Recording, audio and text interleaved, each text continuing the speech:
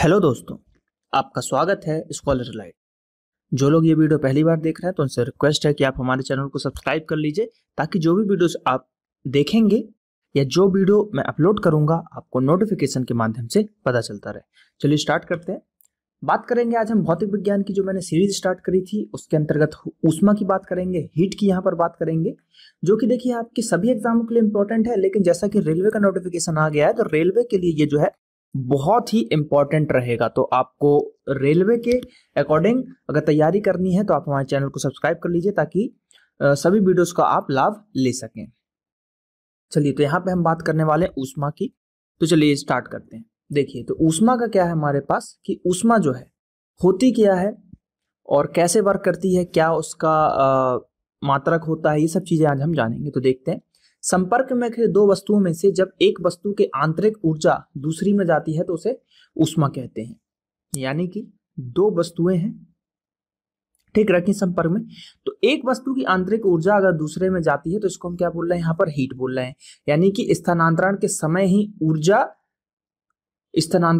ही ऊर्जा जो है आपकी वो ऊष्मा कहलाती है। यह ऊर्जा केवल तापांतर टेम्परेचर डिफरेंस के कारण ही स्थानांतरण होती है, जिस कारण से यह ऊर्जा स्थानांतरण होता है। देखिए अब टेम्परेचर डिफरेंस का मतलब क्या है। देखिए मान लीजिए दो वस्तुएं हैं और बहुत पास में रखी हुई हैं और ये वस्तु जो है एकदम गर्म है और ये ठंडी है, तो गर्म वस्तु जो है ना ठंडे की तरफ भागेगी, मतलब इसकी हीट जो है ठंडे की तरफ भागेगी, है ना, हमेशा वो नॉर्मल होने की कोशिश करेगा। तो यही चीज बोला जा रहा है यहाँ पर।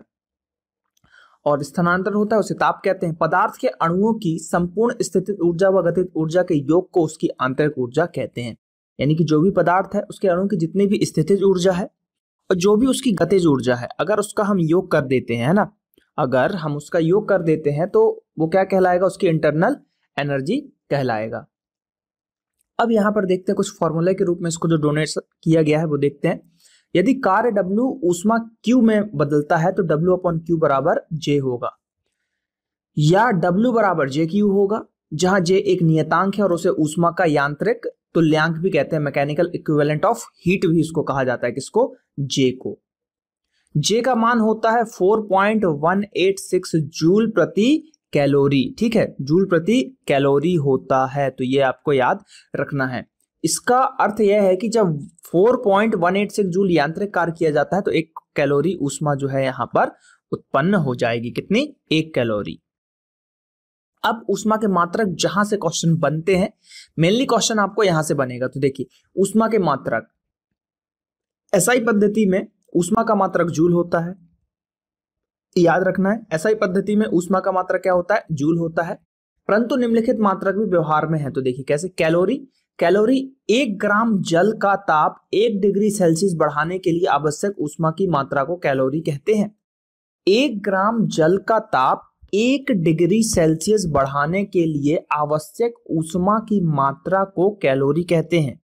ठीक, मैंने इसलिए 2 बार रिपीट किया, अच्छे से पढ़िएगा कि अगर कोई जल है आपके पास, उसका जल का 1 ग्राम आपने लिया और उसको गर्म किया, तो उस 1 ग्राम को गर्म किया, और गर्म कब तक? जब 1 डिग्री सेल्सियस तक ताप आपने बढ़ाया। 1 डिग्री सेल्सियस बढ़ाने में जितनी भी आपको ऊष्मा लग गई, मतलब आवश्यक ऊष्मा की जो मात्रा है उसको हम क्या बोलेंगे? कैलोरी बोलेंगे। अब अंतरराष्ट्रीय कैलोरी में क्या बोला गया? 1 ग्राम शुद्ध जल का ताप 14.5 डिग्री सेल्सियस से 15.5 डिग्री सेल्सियस तक बढ़ाने के लिए आवश्यक ऊष्मा की मात्रा को 1 कैलोरी कहा जाता है। इसे ही अंतरराष्ट्रीय अथवा 15 डिग्री सेल्सियस कैलोरी कहते हैं। यानी कि अंतरराष्ट्रीय में क्या होता है, बढ़ यहां भी 1 डिग्री सेल्सियस ही रहा है, 14.5 से 15.5 हो रहा है, यानी बढ़ कितना रहा है? 1 ही बढ़ रहा है। लेकिन यहां पर जो है 14 से हम 15 बढ़ाएंगे, ये चीज यहां पर बोला गया है और इसी को बोला जाता है अंतरराष्ट्रीय कैलोरी। तो क्या क्या याद रखना है इसमें याद रखना है, एक तो ये जो चीजें मैंने बताई आपको डेफिनेशन टाइप की, क्योंकि सीधे सीधे आ जाता है डेफिनेशन, और दूसरा कि एसआई पद्धति में ऊष्मा का मात्रक जूल होता है। अब कुछ चीजें हैं यहाँ पर, देखिए क्या है उनको हम देखते हैं।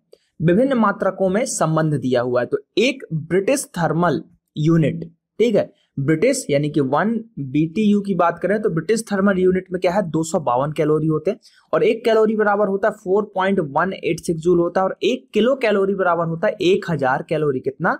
1000 के किलो आ गया ना, किलो आ गया मतलब 1000, तो किलो कैलोरी, यानी कि यहां पर बात करें तो इसमें 1000 का जब आप मल्टीप्लाई कर दोगे 186 इंटू 1000, तो ये क्या हो जाएगा, 3 पॉइंट हट जाएंगे, है ना, इंटू करोगे 1 2 यहाँ पे पॉइंट आएगा, यानी कि 4186.0 जूल हो जाएगा, जो कि यहाँ पर लिखा हुआ है। तो ये संबंध है, क्वेश्चन पूछ सकता है 1 किलो कैलोरी में कितने जूल होता है, और 1 कैलोरी में कितने जूल होता है, या 1 ब्रिटिश थर्मल यूनिट में कितने कैलोरी होता है, ये सब चीजें यहाँ पर पूछी जा सकती हैं। अब ब्रिटिश थर्मल यूनिट होता क्या, थोड़ा सा इसके बारे में हम जान लेते हैं। तो 1 पौंड, ठीक है, 1 पौंड, क्योंकि देखो ब्रिटिश में पौंड चलता है, तो 1 पौंड जल का ताप 1 फ़ारेनहाइट बढ़ाने के लिए आवश्यक ऊष्मा की मात्रा को हम ब्रिटिश थर्मल यूनिट कहते हैं। क्या कहते हैं, जब 1 पौंड जल का तापमान आप बढ़ाते हो कितना, 1 डिग्री फ़ारेनहाइट तक, तो उसके लिए जो भी ऊष्मा की आवश्यकता पड़ती है उसको हम क्या बोलते हैं, उस मात्रा को 1 ब्रिटिश थर्मल यूनिट कहते हैं। तो आई होप कि ये तो डेफिनेशन है, बहुत ही सिंपल सी है। अब यहाँ पर ताप मापने के पैमाने की बात की जा रही है। तो ताप मापने की पैमाने मेजरमेंट जो है, तो उसमें कुछ प्रचलित है, जैसे कि सेल्सियस पैमाना। सेल्सियस पैमाना क्या होता है देखते हैं। सेल्सियस पैमाने का आविष्कार स्वीडिश के वैज्ञानिक सेल्सियस ने किया था, इसी के कारण उन्हीं के नाम पर सेल्सियस पैमाना रख दिया गया। इस पैमाने में हिमांक को 0 डिग्री व भाप बिंदु यानी कि स्टीम पॉइंट को 100 डिग्री अंकित किया गया है। यानी कि देखिए, ये मान लीजिए यहाँ पे मैं बताता हूं आपको, ये मान लीजिए उन्होंने सेल्सियस पैमाना बनाया, ठीक है। अब यहां पर क्या है, सेल्सियस पैमाना है, ठीक, तो इसमें क्या है, यहां पर उन्होंने 0 डिग्री सेल्सियस दिया और यहां पे दिया उन्होंने 100 डिग्री सेल्सियस, यानी कि इसको बनाया उन्होंने बॉइलिंग पॉइंट या फिर स्टीम पॉइंट, और इसको बनाया क्या, आइस पॉइंट, यानी कि जहां से जमता है। तो यही चीज उन्होंने इसमें बोला हुआ है कि 0 डिग्री पे सबसे निम्नतम बताया, और स्टीम पॉइंट भाप बिंदु को 100 डिग्री पे अंकित किया जाता है। इसके बीच की दूरी को 100 बराबर भागों में बांट दिया जाता है, यानी कि इसके बीच में जो है 100 बराबर भागों में ये बटा रहेगा। प्रत्येक भाग को 1 डिग्री सेल्सियस कहते हैं, और इसे 1 डिग्री सेल्सियस पढ़ते हैं। 1 डिग्री सेल्सियस कहते हैं और 1 डिग्री सेल्सियस पढ़ते भी हैं। पहले सेल्सियस पैमाने को सेंटीग्रेड पैमाना कहा जाता था, तो पहले इसको हम 1 डिग्री सेंटीग्रेड पढ़ते थे, तो ना कि अब उसको हमने सेल्सियस कर दिया तो 1 डिग्री सेल्सियस भी कहेंगे। तो इसको पहले क्या बोला जाता था, सेंटीग्रेड पैमाना भी बोला जाता था, लेकिन अब इसको बोला जाता है सेल्सियस पैमाना। और किसने बनाया, वैज्ञानिक सेल्सियस ने बनाया, इसीलिए उन्हीं के नाम पर सेल्सियस पैमाना का नाम रख दिया गया। बात करते हैं फ़ारेनहाइट पैमाने की। तो फ़ारेनहाइट पैमाना जो है, इसका आविष्कार जर्मनी के वैज्ञानिक फ़ारेनहाइट ने ही किया था, जिसके कारण उन्हीं के नाम पर फ़ारेनहाइट पैमाना उसे कहते हैं। और इस पैमाने में हिमांक जो होता है 32 डिग्री फ़ारेनहाइट, और भाप बिंदु जो होता है 212 डिग्री फ़ारेनहाइट में अंकित किया जाता है, तथा इन्हीं के बीच दूरी को 180 बराबर भागों में बांट दिया जाता है। प्रत्येक भाग को 1 डिग्री फ़ारेनहाइट कहते हैं, और इसे 1 डिग्री फ़ारेनहाइट पढ़ते भी हैं। तो देखिए, उसमें जो था आपका सेल्सियस पैमाने में 100 भाग थे, कितने, जो सेल्सियस पैमाना था आपका उसमें था 100 भाग, 100 भाग में डिवाइड था। लेकिन जब फ़ारेनहाइट पैमाने की बात की गई तो इसमें कितने, 180 भागों में इसको विभक्त किया गया, और ये 32 से 212 तक यहां पर था, ठीक है। चलिए अब बात करते हैं, देखिए इसमें सबसे ज्यादा क्वेश्चन आता है चेंज करने के लिए, तो उसका जो फॉर्मूला है उसको हम आगे देखेंगे। यहां पर देखते हैं क्या बोला जा रहा है, कि यहां पर है हमारे पास र्यूमर पैमाना। तो इसकी अगर हम बात करें तो इस पैमाने में हिमांक को 0 डिग्री आर व भाप बिंदु को 80 डिग्री आर में विभक्त किया जाता है, तथा इसके बीच की दूरी को बराबर 80 भागों में बांट दिया जाता है, और प्रत्येक भाग को 1 डिग्री आर कहते हैं, और उसको 1 डिग्री र्यूमर पढ़ते भी हैं। तो इसमें क्या होगा, 0 डिग्री आर से 80 डिग्री आर तक रहेगा, और कितने, 80 भागों में जो विभाजित रहेगा। यानी कि हमने पढ़ा 100 भाग, 180 भाग और 80 भाग, या फिर इसको हम ऐसे भी कर सकते हैं 100 भाग, 80 भाग और 180 भाग। ये है आपका सेल्सियस, ये है आपका र्यूमर, और 180 जो था ये क्या था, आपका फ़ारेनहाइट था। तो ये सब चीजें पढ़ा हमने, बहुत ही सिंपल से ये पैमाने हैं जिसपे बहुत सारे क्वेश्चंस आपके एग्जाम में बनते हैं। अब केल्विन पैमाना, जो कि बहुत ही प्रचलन में रहता है। तो केल्विन पैमाना या केल्विन स्केल की बात करें तो इसमें क्या है कि इस पैमाने में हिमांक को 273 के, कितना, 273 के व भाप बिंदु को 373 के में अंकित किया जाता है, और इसके बीच की दूरी को 100 बराबर भागों में बांट दिया जाता है। प्रत्येक भाग को 1 के कहते हैं, और एक इसे 1 केल्विन पढ़ते हैं। केल्विन में व्यक्त जो ताप होता है आपका उसको डिग्री नहीं लिखा जाता, शुद्ध रूप में केल्विन पैमाने पर हिमांक व भाप बिंदु के मान क्रमशः जो होते हैं 273.16 के तथा 373.16 के। तो लेकिन हम इसको पॉइंट में नहीं लेते हैं, इसको सीधे 273 और 373 में ही इसको हम काउंट करते हैं। तो ये केल्विन पैमाना भी हो गया। इसमें भी कितने भाग है? 100 भाग है। अब जो मोस्ट आईएमपी है, ये चीज आपको याद रखना है, इसको कॉपी में आप नोट डाउन कर लीजिए क्योंकि ये बहुत ही आईएमपी है। क्यों? ये है आपको फॉर्मूला जो ये आपको दिया गया है, इससे आप क्या कर सकते हैं, किसी भी डिग्री से देखिए सेंटीग्रेड या डिग्री सेंटीग्रेड से आप फ़ारेनहाइट में बदल सकते हैं, इससे रूमर बदल सकते हैं, इससे केल्विन में बदल सकते हैं। ऐसे करके आप इसको चेंज कर सकते हैं। तो फॉर्मूला क्या है? C/100 F - 32/180 R/80 और K - 233/100। या तो ये वाला फॉर्मूला याद रखिए या फिर सीधे सीधे ये याद रखिए, क्योंकि ये नीचे कट जाएंगे। कटेंगे कैसे? देखिए 0 से 0 कट गया, यहाँ एक 0 कट जाएगा। फिर 2 से आप इसको भाग दीजिए, तो 2 से आप भाग 2 पंचे 10 हो जाएगा, 2 इनाम 18 हो जाएगा, 2 चौके 8 हो जाएगा, 2 पंचे 10। तो इस तरीके से ये आएगा आपका 5, 9, 4 और 5। तो इसको भी आप याद रख सकते हो या ऊपर वाला भी याद रख सकते हो, कोई भी याद रखो। अब इसको आप कैसे भी सॉल्व कर सकते हो। अब देखिए कैसे, मान लो आपको दिया हुआ है कि 50 डिग्री सेल्सियस को फ़ारेनहाइट में बदलें, तो आप क्या करोगे? बस इतने फॉर्मूले का यूज कर लोगे। तो देखिए इसमें क्या रखोगे आप? 50 यहाँ पे रखोगे, 5 हो गया, फ़ारेनहाइट 32/9 है, 5 से इसको काटोगे 10, ये हो गया 10, और 9 का इधर मल्टीप्लाई होगा तो 90 = F - 32 हो गया। अब ये 32 को इधर भेज दोगे तो 32 इसमें ऐड हो जाएगा, तो ये हो जाएगा 122 फ़ारेनहाइट। 50 डिग्री सेल्सियस यानी कि 122 फ़ारेनहाइट यहाँ पर हो जाएगा। तो इस तरीके से आप इसको जो है चेंज यहाँ पर कर सकते हो। अब मान लो दिया हुआ है कि वही 50 डिग्री को इसमें बदलना है, तो आप इसको क्या करोगे? C/5 = R/4 कर दोगे। अब यहाँ पे आप 50 रखो, अगेन ये 10 हो गया, तो ये कितना हो गया? 40 र्यूमर, है ना? 40 र्यूमर हो जाएगा, यानी कि 50 डिग्री सेल्सियस पर र्यूमर 40 हो जाएगा। तो जो भी चीज आपको दी हुई है, अब मान लो र्यूमर दिया होता और केल्विन पूछता तो र्यूमर की जगह हम वैल्यू रखते और केल्विन निकाल लेते। तो जो भी वैल्यू यहाँ पे दी रहेगी वो आप ऐसे कैलकुलेट कर सकते हो। ये फॉर्मूला जो है बहुत इंपॉर्टेंट है, दोनों में से जो भी आपको याद रहे, ये आपको याद रह सकता है। क्यों रह सकता है?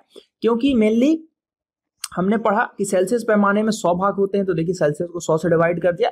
फ़ारेनहाइट पैमाने में हमने देखा कि 180 भाग होते हैं, र्यूमर में हमने देखा 80 भाग होते हैं, और केल्विन में हमने देखा 100 भाग होते हैं। तो ये तो हुआ। अब इसके साथ 273 इसमें माइनस किए, 273 से स्टार्ट होता, फ़ारेनहाइट भी 32 से स्टार्ट हो रहा था तो 32 माइनस किए। तो इस तरीके से उसको इजिली आप याद रख सकते हो, और फिर इसको और सिंप्लीफाई करोगे तो 5, 9, 4, 5 यहाँ पर आ जाएगा। तो आई होप कि ये समझ में आ गया होगा। अब कुछ जो है याद करने वाली चीजें उनको याद करते हैं। पानी का बर्फ जमना, तो सेल्सियस में वो 0 डिग्री पे जम जाएगा, फ़ारेनहाइट में 32 पे जमेगा, र्यूमर में भी 0 पे ही जमेगा, और केल्विन में 273 डिग्री सेल्सियस पे, मतलब इसमें 273 डिग्री नहीं लेते, 273 केल्विन पे जमेगा। कमरे का सामान्य तापमान 27 डिग्री सेल्सियस, फ़ारेनहाइट में जाएंगे तो 18.6, र्यूमर में जाएंगे तो 21.6, और केल्विन में जाएंगे 300 IMP है। ये एक बार रेलवे में पूछा गया था, RRB ASM की परीक्षा में, असिस्टेंट स्टेशन मास्टर में ये पूछा जा चुका है कि केल्विन जो है कमरे का तापमान केल्विन में कितना होता है, तो 300 केल्विन होता है। मानव शरीर का तापमान 37 डिग्री नॉर्मल होता है, 37 डिग्री सेल्सियस। 98.6 जो हम मेनली थर्मामीटर यूज करते हैं उसमें 98 हम चेक करते हैं कि नहीं।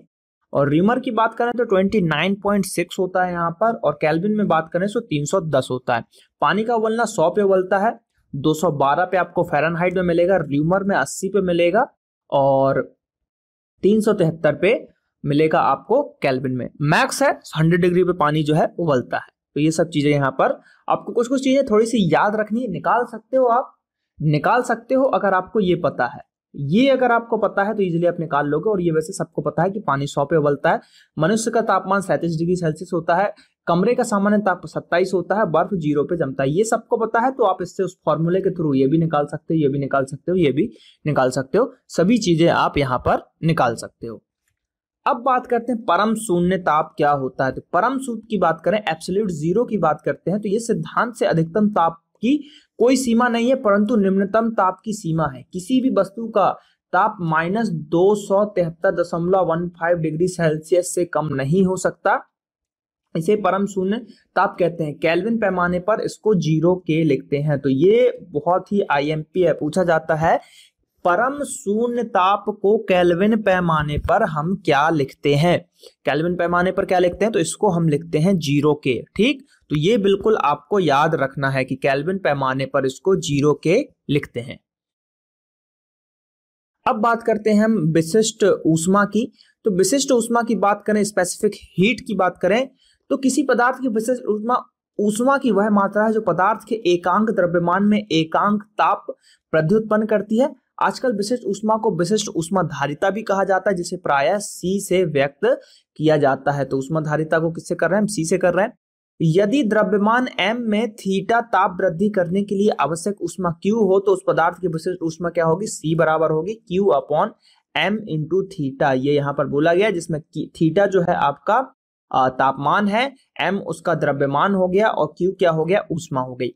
विशिष्ट ऊष्माधारिता का SI मात्रक जूल किलोग्राम इनवर्स होता है और केल्विन इनवर्स। देखिए तो यहाँ पर क्या किया जा रहा है, ये होगा joule upon kilogram into kelvin. ठीक, किलोग्राम इंटू केल्विन होगा, इसलिए जब ये ऊपर गया तो ऊपर क्या हो गया, किलोग्राम इनवर्स हो गया, केल्विन भी इनवर्स हो गया। तो इस तरीके से इसको आपको याद रखना है कि विशिष्ट ऊष्मा की जो होती है जूल किलोग्राम इनवर्स और केल्विन इनवर्स यहाँ पर होता है।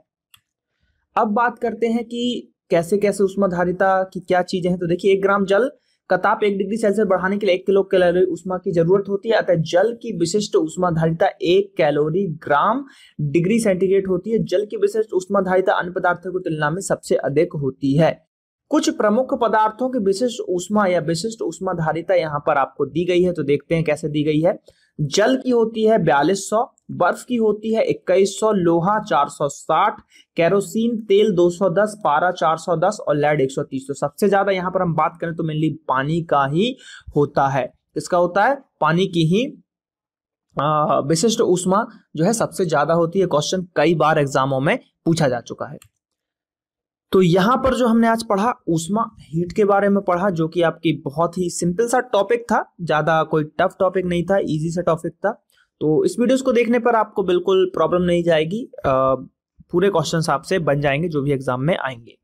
तो चलिए मिलते हैं फिजिक्स के और कुछ पार्ट के साथ नेक्स्ट वीडियोस में। तो चैनल को सब्सक्राइब कर लीजिए और इस वीडियो के डिस्क्रिप्शन लिंक में एक पीडीएफ फाइल की लिंक दी हुई है, जो आप अगर परचेस करना चाहे तो उसको परचेस कर सकते हैं। वो फिजिक्स की ही पीडीएफ है, बहुत ही अच्छी है, इससे भी ज्यादा डिटेल में उसमें समझाया गया है, जो कि रेलवे के लिए बहुत ही आपके कारगर सिद्ध होगा। तो अगर आप इसको खरीदना चाहें तो खरीद सकते हैं। तो चलिए मिलते हैं अगले वीडियो में। थैंक यू, जय हिंद, जय भारत।